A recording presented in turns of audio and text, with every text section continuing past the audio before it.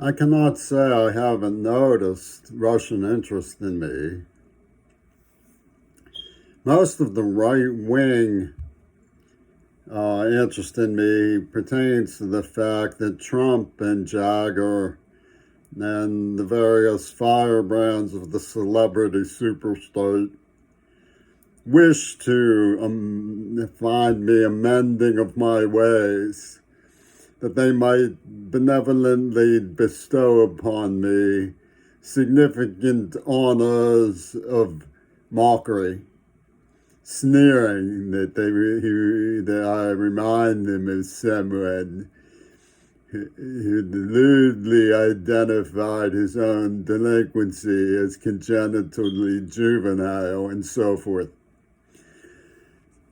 It's my duty as an American to have a political conception which is consistent.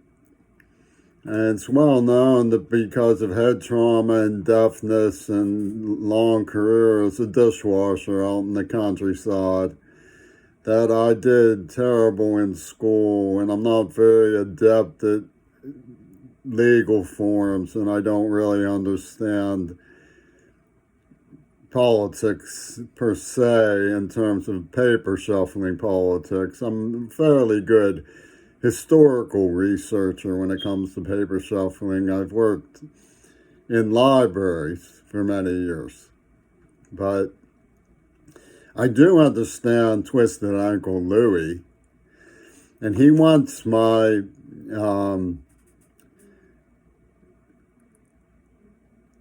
satisfaction that Yemen took up with in protest for Gaza to be renowned as sending signals of a Fort Sumter of sorts.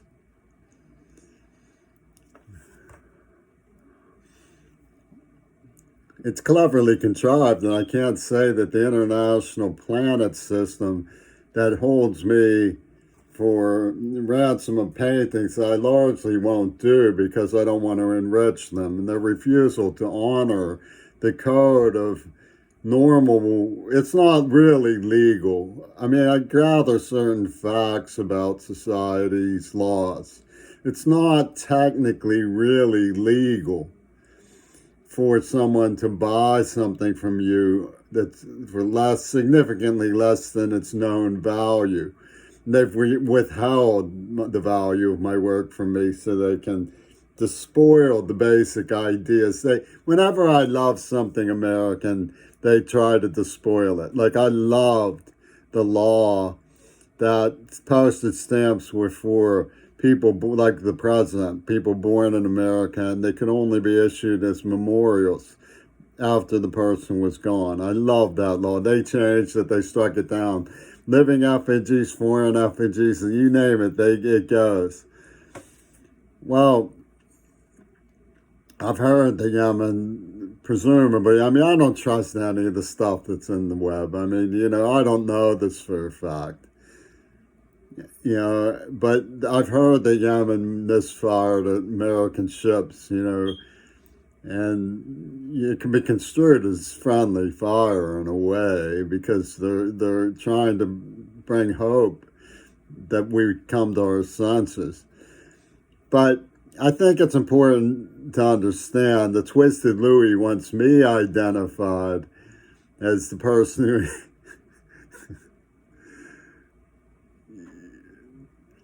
one of these dudes got on KDKA radio calling himself Abdul the Terrorist. And he was a neo-Zionist in Trump's corner from Squirrel Hill. He was a hardcore Jewish mercenary. He loved big weapons and worked with people who were robbing the museum. And clearly had in mind making a laughingstock of me for the way they tortured me and ruined my life, using nerve agents and so on. But Craig's an old name in America. My father was a naval veteran. He was chair of philosophy education. They bump him off too. That's not, that's friendly fire, right? So we go to the Gurdjieff Cluck. Can we exchange the friendly fire values of accidentally smiling about a group of people before who wanted to help Gaza before they inadvertently, supposedly, reportedly, Abdul Media from KDKA says, should I say, that they bombed one of our ships or put it under attack or sent a drone warning or placed a Roman candle on board. So you know what this means. Charming Louis, who gave me Parkinson's and had my girlfriend raped. Well, we don't know that it was Louis. I don't want to point the finger at Louis, but you get the outfit of the identification system. Because they have big broadcast on me, right? But I'm just a little guy. I live in Section 8 below the poverty line. I don't own weapons. I don't go out of my way. I mean, I just have a Twitter. I'm Joe Nobody. So because of them, or maybe I should be Joe Nobody because I like it sometimes. But what I'm getting at is it's important for me to have an identity in politics is significantly consistent. And, I have made arguments that I love Islam. The way to deal with Islamic culture is to teach peace, show some appreciation for people who have cultures that are different from you. The same thing I've said about Russia. It's simple enough. It's investment in public education. Would you expect me to feel differently? I was raised at the University of Pittsburgh by the philosophy of education professors. Sure. He drove a school bus in his spare time in retirement. Would you expect me to feel differently? What you would expect me to do is tell the face lies, engage in the hypocrisy, sell the weapons, and lie for people who are so traitorous. They murdered my father. Okay, the Kennedys, they have a duck hunt going with Kennedys. Okay, and they say that I'm guilty of Fort Sumter. It's a travesty. I love it. I'm guilty of Fort Sumter because I see Haile Selassie and what Yemen feels. So let me tell you what I know about Yemen and Haile Selassie and where my politics are, and then I'll sign off. Yemen, it's a complicated place. I don't really know it all that well. I have a great book that written by somebody who clearly understands the situation. And I'm all in favor of Greta Thunberg's attempts to help the poor there. The kids during COVID. What I do gather is that they've been cheated by food cartels of their indigenous farming. And these are not people who go, oh my God, that is so beautiful, when they see ancient hills of architecture and irrigation ways and things like that. They just follow. They're not people who fall over in awe at ancient civilizations, still living in indigenous circumstances, but prospering nomadically and so forth. These are people who get together sniffing and beating up children and pedophiling them for the Pentagon and putting out songs called Flame Over Africa and saying Jesus is going to come back for Hitler Reagan. That's what these people really are. Really. I mean, you can identify specific. I'm not drawing a cartoon here. I'm not lampooning. That's why I call Trump Toon, because these people are the real thing. Okay, so Haile Selassie, when the League of Nations abandoned Ethiopia, trot, came Mussolini to help the poorest of Africa. And fascism was on the march. And Haile Selassie says you're going to have a World War II if you don't stand up to these people. So he said to hell with it. And he went in alone.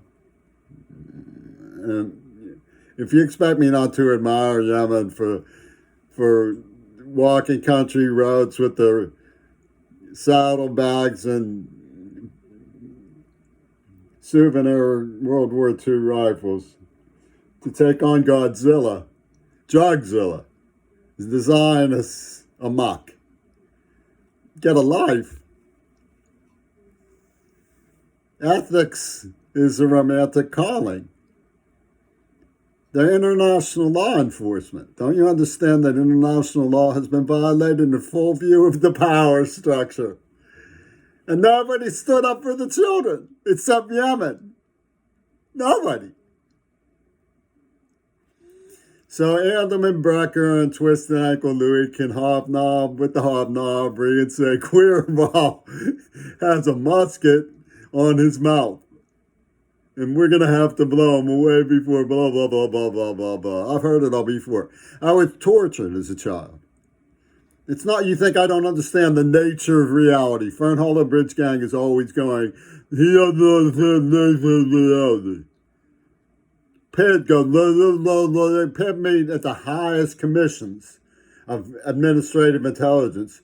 And they sit down and they wave off the Tea Party and they fold their hands and they say, this is very important now. Queerball does not understand the nature of reality. And they him and haw. They call Mel Gibson and Clint Eastwood. They say Queerball needs to be scorned a lesson, so we're going to hurt him good. We're going to hurt him good, and if we have to, George Bush and Bill Clinton are going to pull a bullet right between his eyes. They're going to split his head wide open. And that's Pittsburgh's mentality. They did it to me as a child. They think I don't understand the nature of reality. They brag that they dragged me through glass. And they say I don't understand the nature of reality. I'm 63 years old. I was held in torture, kidnapped as a child. I'm just naturally a little bit lightheaded.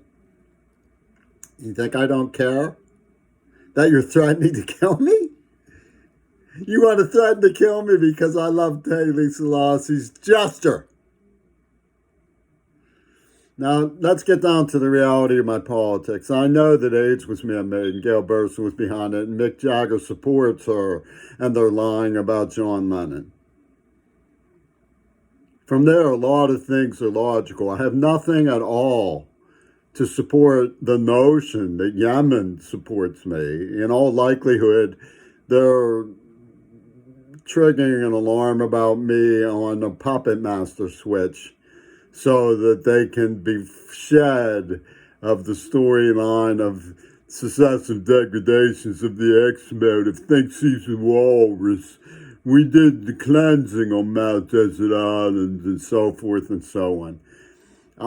Twisted Louie's not going to stop. It's not like this gang is going to, they say war forever, we'll fuck up the United States. We'll fuck up the United States. We'll come and get you. Remember what happened with Yemen happened after an Israeli got on the television, got on the horn, as Ryback would say, and said, we'll fuck up the United States if you try to stop us from killing the children of Gaza.